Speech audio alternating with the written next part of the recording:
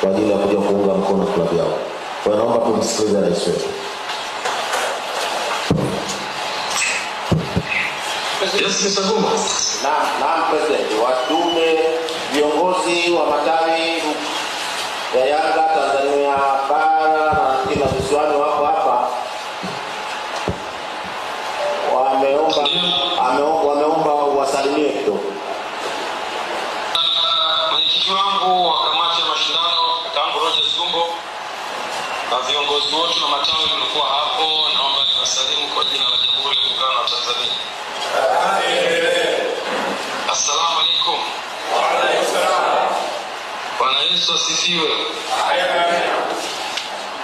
Awali ya yote nawashukuru kwa nafasi hii ya kuweza kuzungumza na viongozi wa matawi, na jambo zuri sana kupata nafasi ya kukutana na nyinyi, lakini na nyinyi pia kutenga muda wenu kufanya hamasa katika matawi yenu na kuweza kusajili wanachama hai.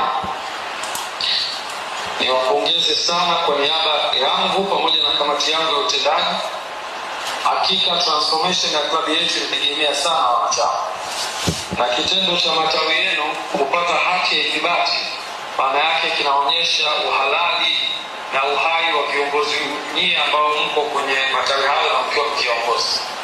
Kwa hiyo niwapongeze sana. Binafsi yangu pamoja na kamati ya utendaji tunawapongeza, lakini pia niwapongeze wanachama wenu kupitia kwenye matawi kwa kujitoa kwao kwa ajili ya klabu hii. Haiwezi kuwa rahisi wanachama tu kujisajili kama hakuna jitihada zinazotoka kwenu kama viongozi wa matawi, lakini pia jitihada ambazo zinafanywa na wanachama wenyewe wa matawi. Kwa hiyo nifikishieni salamu zangu kwa